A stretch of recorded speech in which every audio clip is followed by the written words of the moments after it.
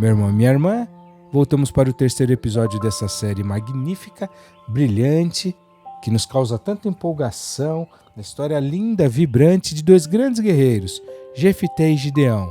No primeiro episódio falamos algumas características da história, destacamos alguns pontos da história de Jefité, um dos juízes de Israel, o nono juiz, um camarada que possuía profundas feridas, partes não resolvidas em sua alma. No segundo episódio, mostramos um pouquinho da história de Gideão, um grande homem de Deus. Alguém que lutou contra um exército terrível, a coalizão entre os amalequitas, os filhos do Oriente e os midianitas. Ele era resposta de oração, porque o povo de Israel que estava acuado, enfraquecido, escondido, ele clama ao Senhor nessa angústia, diante dessa multidão incontável de homens e camelos que vinham contra eles. E aí nessa intercessão, nesse clamor, nesse pavor, nesse desespero, Deus levanta Gideão, um grande guerreiro, que seguia a risco o conselho de Deus.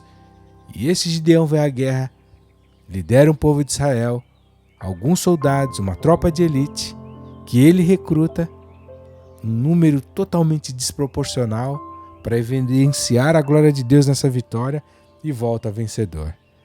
Hoje, nesse terceiro episódio dessa série, vamos começar a destacar o que fez a diferença na vida de Gideão.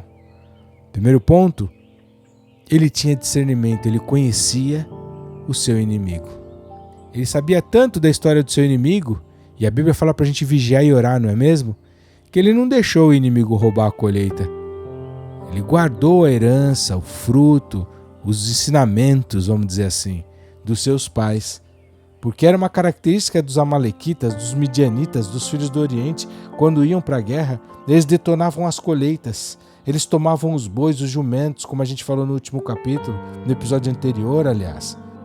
Eles deixavam o povo enfraquecido, sem mantimento, eles eram como uma praga de gafanhotos que consome toda a colheita. E aí essa era a razão pela qual o povo se escondia, porque estavam ficando enfraquecidos, sem seu suprimento. Gideão, sabendo disso, ele não deixou o inimigo roubar a colheita dos seus pais, ele aguardou. Ele estava escondido, fazendo a coisa certa. Ele estava malhando o trigo no lagar para esconder dos midianitas. Ele não estava vacilando, dando brecha. Obviamente não se guarda trigo no lagar. No lagar a gente pisa a uva para exprimir dela o vinho. E ele, com toda a astúcia e sabedoria, guarda a colheita dos seus pais, esconde ela, preserva ela, porque ele sabia onde morava o perigo. Essa era uma característica preciosa do Gideão.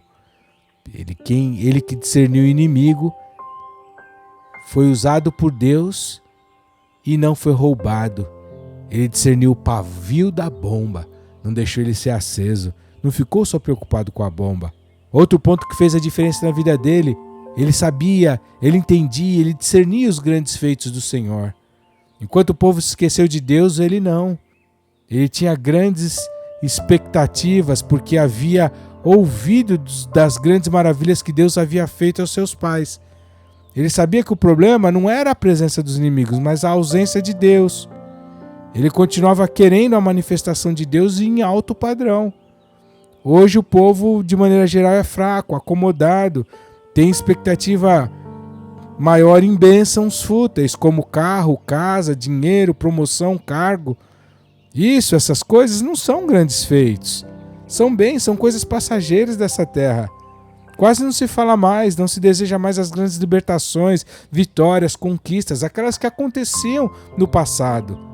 Diferente de Gideão, que ele queria, ele tinha saudade dos grandes feitos do Senhor, ele reivindicava isso. Outro ponto que fez a diferença na vida de Gideão é que ele conhecia suas limitações. Ele foi humilde. Ele sabia, quando ele foi chamado, ele alega que a família dele era a mais pobre e ele o menor. E a Bíblia não diz que Deus dá graça aos humildes? Ele não confiou no seu próprio entendimento ou força. Ele não quis confiar na sua própria força. Isso não quer dizer que ele tinha ali um complexo de inferioridade, mas ele tinha a compreensão de que o poder de Deus se aperfeiçoava na fraqueza.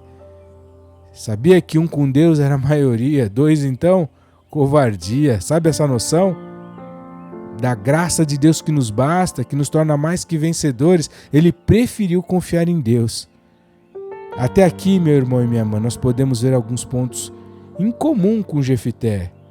Mas aqui em diante, e a partir do próximo episódio amanhã dessa série, vamos ver aquilo que realmente diferenciou Gideão e que não havia, infelizmente, na vida de Jefité. Encontro você amanhã no próximo episódio dessa série, Dois Grandes Guerreiros.